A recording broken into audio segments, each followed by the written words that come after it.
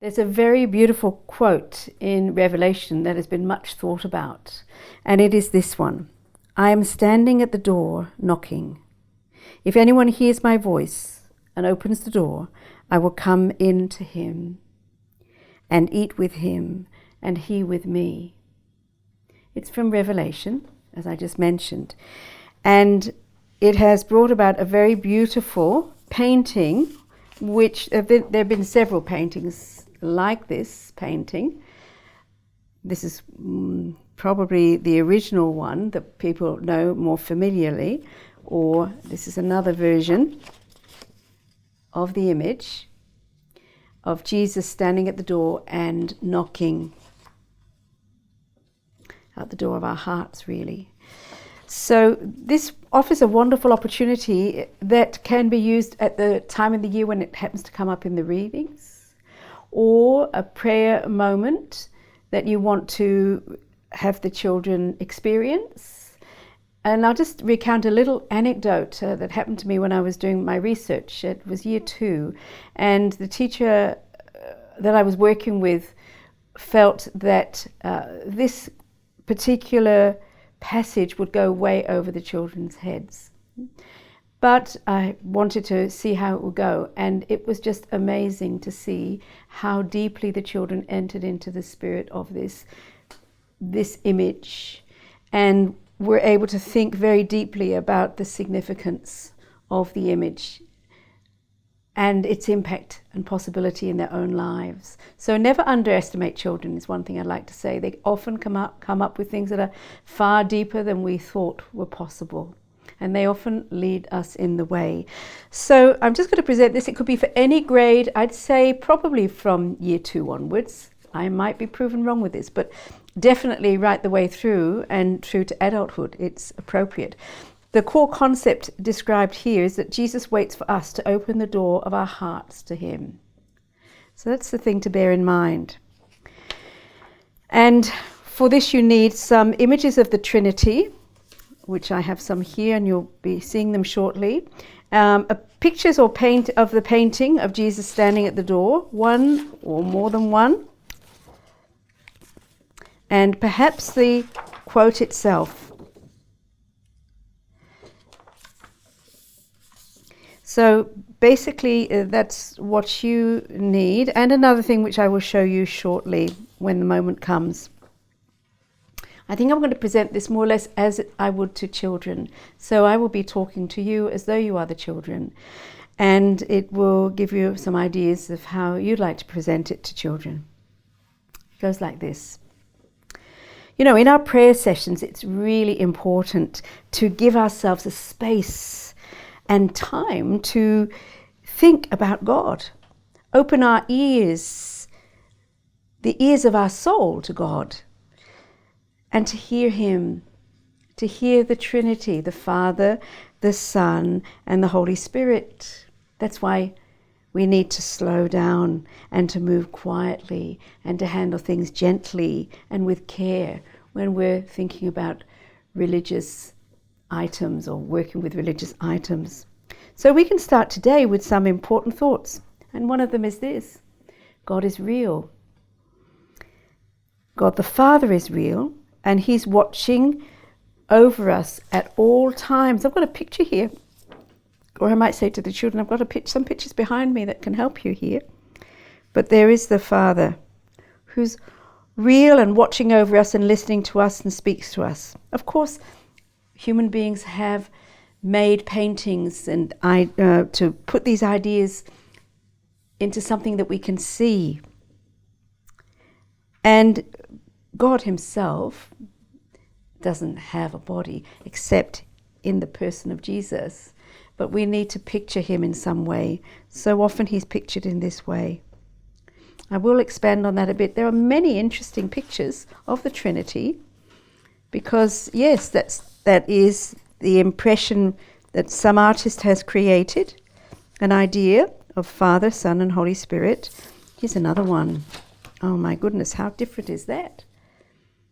They're all identical because in actual fact, the Trinity, each person of the Trinity does reflect the other person, and here they all look like Jesus, don't they? But anyway, so God the Father is real, even though he doesn't have a physical body. He is a true person, and he is God.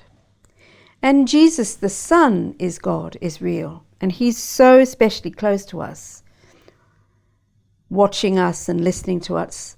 And he gives us lots of ways that we can listen and speak with him and share our life with him.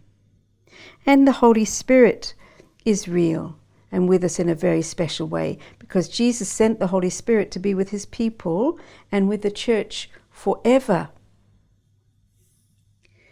So we invite these three persons into our hearts, and if we do so, they will enter our hearts and our souls and live within us, so long as we don't turn our back on him or on them. So our focus is to discover ways that we can listen to God and speak with him.